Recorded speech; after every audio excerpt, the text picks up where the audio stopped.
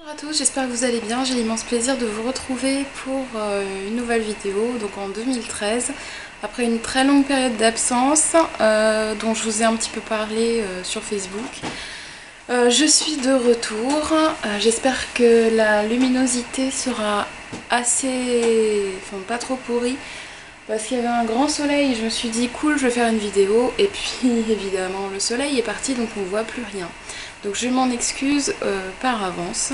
Et puis je souhaitais aussi vous souhaiter une super année 2013 en espérant qu'elle sera bonne pour vous. Dans cette vidéo, je vais vous parler des dernières lectures que j'ai faites en 2012. Je crois que ça fait un mois que j'ai pas fait de vidéo et que j'ai pas fait de C'est lundi que lisez-vous. La faute à un manque de temps, une grosse fatigue et une envie qui disparaissait de plus en plus. Pas l'envie de faire des vidéos, pas l'envie de bloguer et presque pas l'envie même d'allumer l'ordinateur le soir en rentrant. J'ai passé un mois de décembre un peu en mode ermite avec mes bouquins et voilà, donc j'essaye de ressortir un peu de cet ermitage, mais je vous avoue que c'est pas facile. Donc là je vais rattraper un peu le temps perdu et vous faire un espèce de grand C'est lundi que lisez-vous, on met pas lundi mais on s'en fout, et donc je vais vous détailler un petit peu mes lectures de tout le mois de décembre. Alors je crois que dans ma dernière vidéo je vous laissais, je devais être en train de lire Purge, il me semble que c'est ça. Donc j'ai évidemment terminé Purge. Alors ce qui est bien, c'est que dans cette vidéo vous allez voir pas mal de bouquins parce que j'ai eu le temps de lire quoi. Donc il y en aura plus que d'habitude. Si vous n'êtes pas accro aux vidéos longues, je m'en excuse par avance et j'essaierai de faire des vidéos un peu plus régulièrement pour que vous ne soyez pas submergés par les minutes qui s'égrènent. Donc Purge, un super livre mais assez difficile à lire dans le sens où c'est un sujet qui est difficile. On parle de la rencontre entre une estonienne, une vieille femme estonienne qui a vécu l'invasion nazie puis soviétique de l'Estonie et d'une jeune russe qui s'est retrouvée, malgré elle prostituée, prisonnière d'un MAC alors qu'elle tentait de fuir à l'ouest. C'est un beau livre, mais qui est assez dur. Il y a des scènes très violentes, de viol, de torture. Et du point de vue de l'écriture, c'est assez compliqué aussi à lire, dans le sens où, premièrement, l'auteur écrit et fait référence à des moments de la vie des personnages qui ne sont expliqués que par la suite. Donc le lecteur en fait doit un peu, c'est comme un puzzle ce bouquin, il doit assembler les morceaux lui-même, ce qui n'est pas toujours facile et ce qui alourdit quand même assez grandement la lecture. Deuxième chose, c'est que heureusement il y a une chronologie de l'Estonie à la fin du livre, parce que pareil, l'auteur n'explique absolument pas le déroulement historique, ce qui s'est passé en Estonie, etc. Donc si vous ne jetez pas un coup d'œil à la chronologie qui est à la fin du livre, vous êtes assez vite dépassé également. Et puis la troisième chose qui, je trouve, alourdit encore plus la lecture, c'est que l'auteur raconte d'un seul bloc l'histoire des deux femmes. C'est-à-dire qu'on commence le bouquin avec la rencontre des deux femmes, et puis ensuite vous avez l'histoire d'Alid, donc la vieille estonienne. Vous en avez une tartine entière de 200 pages, et puis ensuite vous passez à Zara, qui est la jeune russe. Je trouve que ça aurait peut-être été un peu plus léger, un peu plus facile à lire, si l'auteur avait alterné un coup un épisode de l'histoire d'Alid, un coup un épisode de l'histoire de Zara. À mon sens, ça aurait été plus simple à la lecture. En revanche, ça reste un excellent bouquin et un très beau livre sur une période assez méconnue de l'histoire estonienne.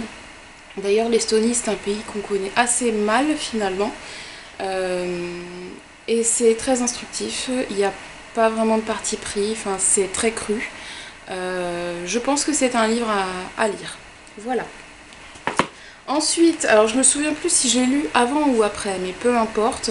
J'ai lu donc La glace noire de Michael Connelly, donc aux éditions Point. C'est un livre que j'ai reçu dans le cadre d'un partenariat avec Livre Addict.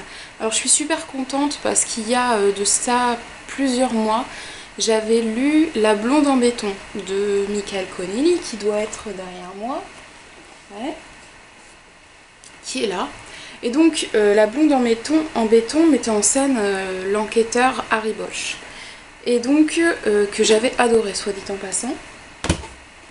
Et donc là, La glace noire, c'est encore une enquête de Harry Bosch.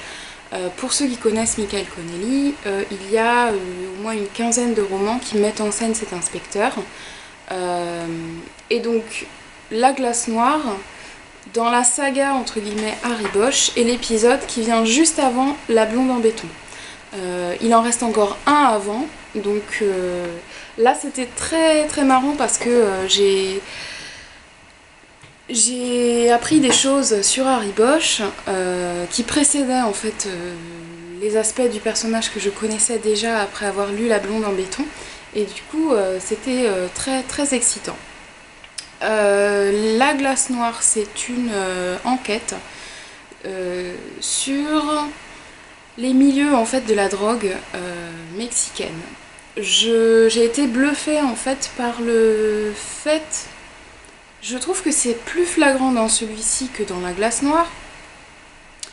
Je trouve que Connelly met en scène Los Angeles comme une ville ténébreuse, mafieuse, malsaine, pas du tout rassurante. Vous pouvez mourir dans n'importe quel coin de rue, personne ne vous viendra jamais vous réclamer. Enfin, c'est une ville qui est un peu fantôme, qui fait assez peur, et qui m'a beaucoup rappelé la Los Angeles de James Ellroy. Pour ceux qui ont lu le Dahlia noir, j'ai trouvé pas mal de similitudes dans la description en tout cas de Los Angeles entre Connelly et Ellroy. Alors au niveau de l'enquête, c'est super bien. J'ai quand même préféré un peu La blonde en béton, mais peut-être de par l'histoire tout simplement. Là, Harry Bosch va jusqu'au Mexique pour enquêter sur cette affaire, et il va se passer plein de trucs. J'ai beaucoup aimé aussi le personnage, c'est vraiment lui qui m'avait beaucoup plu dans La blonde en béton. Donc Harry Bosch, c'est un peu un vieux loup de mer, le flic solitaire qui suit son instinct de flic, même si ça doit le mener au clash avec sa hiérarchie. En général, j'aime pas trop les vieux loups solitaires comme ça, mais là ça passe parce que Harry Bosch est un personnage complet, très très bien fouillé par l'auteur, qui est digne de sentiment également. C'est pas juste un gros bras, il y a un cœur tendre à l'intérieur, alors ça me plaît.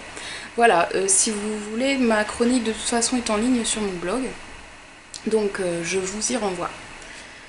Ensuite, alors, j'ai attaqué un livre en fait qui trônait dans ma palle depuis un petit bout de temps. Et alors, la révélation, c'est impressionnant. Donc, fini le suspense, il s'agit du tome 1 de Chasseuse de la nuit de Janine Frost, donc c'est aux éditions Milady. Je l'avais acheté il y a de ça plusieurs mois parce que je n'arrêtais pas d'en entendre parler sur YouTube et sur la blogosphère. Je me suis dit, si tu veux commencer la bitlit, autant commencer par ça. Et bah, mes amis, je n'ai pas été déçue, mais alors vraiment pas. C'est un livre qui fait, je crois, 500 pages et que j'ai lu en 3 jours. C'est-à-dire que dans le métro, je le dévorais, et une fois rentrée chez moi, c'est sûrement lui en fait le responsable du fait que j'ai pas tourné de vidéo Non, je rigole. Mais je rentrais chez moi, j'avais qu'une envie, je posais mes affaires, je me posais dans le canapé et je dévorais ce bouquin jusqu'à m'endormir dessus, quoi. Alors j'ai adoré, je crois que je suis tombée amoureuse de Bones comme la plupart des lectrices. Chasseuse de la nuit, c'est l'histoire de Kat, qui est une femme issue d'un viol d'une humaine par un vampire. Donc elle est mi-humaine, mi-vampire. Et pour venger sa mère, elle défonce du vampire à longueur de week-end. Et puis un jour, elle croise la route de Bones, qui est un vampire, mais pas n'importe quel vampire, puisqu'il est tueur à gages. Et que lui aussi défonce du vampire. Ils vont s'associer et je vous laisse lire la suite. J'ai adoré, ça se lit mais avec une facilité assez déconcertante. Je trouve que c'est très très bien écrit, il n'y a pas de fioritures littéraires, etc. Mais c'est plutôt bien écrit. En tout cas, le style est très efficace. Il y a beaucoup d'action. Il y a des scènes d'amour qui sont absolument craquantes. J'attends le chapitre 32, hein, évidemment, dans le tome 2. Mais là, on a déjà un petit aperçu de ce qui peut se passer entre les deux personnages. Et ben, j'ai adoré, tout simplement. Ça a été un énorme, énorme coup de cœur. J'ai pas encore rédigé ma chronique, mais je pense que celui-ci... voilà, il va être mis à l'honneur sur mon blog parce que c'est une découverte absolument fascinante. J'ai passé un moment, mais je crois que j'avais pas pris autant de plaisir à la lecture depuis pas mal de temps. C'est impressionnant, j'en voulais, et quand ça s'est arrêté, j'étais dépitée, quoi, quand le livre s'est terminé. Et évidemment, je suis allée acheter le tome 2 illico presto. Voilà. Donc, énorme coup de cœur. Si vous ne l'avez pas encore lu, et que vous voulez mettre un pied dans la bitlit, je vous conseille vraiment, vraiment celui-là. Ensuite, alors, vous savez que j'ai une folie en ce moment qui n'est certainement pas prête de s'arrêter, qui s'appelle Walking Dead, et que... je lis tout ce qui se réfère à Walking Dead. Donc, j'ai commencé les comics, ça vous le savez déjà, mais j'ai pas mal avancé puisque je me suis fixé pour objectif d'en lire un par semaine. Donc, en fait, j'en ai lu 4 pour le mois de décembre. Donc, le 4, le 5, le 6 et puis évidemment le 7. Que vous dire si ce n'est que c'est mortel comme série. Je suis baba devant cette série, surtout que en fait je suis très fière de moi d'avoir commencé les comics maintenant, puisque pour ceux qui suivent la saison 3 aux US, je sais pas ce qui leur a pris, ils nous font une coupure en fait dans la diffusion de la série. Donc genre depuis 3 semaines, il n'y a plus de nouveaux épisodes. Et ça reprend qu'au mois de février. Alors la frustration était assez grande quand on a vu ça avec mon copain, on était dégoûtés. Et du coup moi j'avance tranquillement dans les comics et puis ça me donne matière à attendre sans trop trépigner d'impatience. Je reste avec les personnages.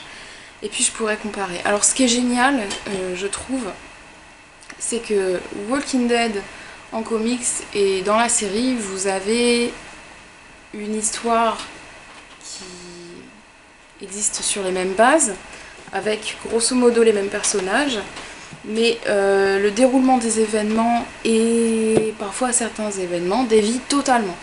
Et ça c'est génial parce que vous avez deux histoires, une histoire pour les comics, une histoire pour la série. Donc ça me plaît énormément. Et donc voilà, j'avance à pas de loup, mais vraiment sûrement. Et puis voilà. En ce moment, J'ai attaqué, alors je sais pas si je vous ai dit que j'étais allée voir Bilbo le Hobbit au cinéma, qui soit dit en passant est une tuerie, vraiment très très très bien. Je pense aussi j'en ferai peut-être une chronique en fait sur mon blog, comparée avec le livre que j'avais lu en fait exprès pour pouvoir comparer avec le film. Je trouve que le traitement de l'histoire est vraiment très très bien fait. Et en plus, Peter Jackson a l'intelligence de réintroduire des éléments du Seigneur des Anneaux qui n'avaient pas pu être traités dans la trilogie du Seigneur des Anneaux. Et je trouve que c'est vraiment, ça donne un résultat très très bien. Et j'attends vivement vivement la suite qui doit sortir, je crois, en décembre 2013. Du coup, je me suis attaquée au Seigneur des Anneaux parce que je ne pouvais pas rester sans ce sentiment de curiosité. Quand je suis sortie du cinéma, je me suis dit mais dans Bilbo, on parle que de Bilbo et de son aventure. Dans le film, on en sait plus. Donc, ça doit être dans le Seigneur des Anneaux. Ni une ni deux, je suis allée acheter le Seigneur des Anneaux. Donc là, j'ai l'édition intégrale chez Pocket. Donc j'ai les 3 tomes en un volume. Et je suis presque à la fin, hein. En fait il me reste 100 pages à lire. Donc excellente lecture, je suis assez contente et surprise en même temps parce que je n'ai fait qu'une seule tentative. On raconte souvent que pour le Seigneur des Anneaux, il faut faire au moins 2 tentatives de lecture. Là, c'est passé du premier coup. J'avoue que les 300 premières pages ont été assez longues. Déjà rien que le fait de... Les premiers chapitres en fait, quand Frodon sort de la comté, etc., c'est très très long, j'avoue, il y a beaucoup de descriptions, etc. Mais c'est aussi à l'honneur de Tolkien, il a créé un monde, donc il décrit tout. Mais je trouve que c'est une excellente lecture, je ne me lasse pas du tout. Je ne lirai pas les 3 d'affilée quand même, hein, parce que ça va faire gros. Et puis, de toute façon, j'aime pas trop, moi, lire les différents tomes d'une saga à la suite les uns des autres. Donc, je vais terminer, en fait, ma centaine de pages qui me reste à lire, et puis je passerai à autre chose. Je sais pas encore quoi, mais je vous poserai peut-être la question. J'ai une petite idée, j'aurai peut-être besoin de votre aide. Voilà, écoutez, j'espère que la vidéo est pas trop longue et que vous n'êtes pas trop ennuyés. Si vous avez des questions, n'hésitez pas à me les poser. Et puis, je vous retrouve dans une prochaine vidéo. A bientôt, ciao!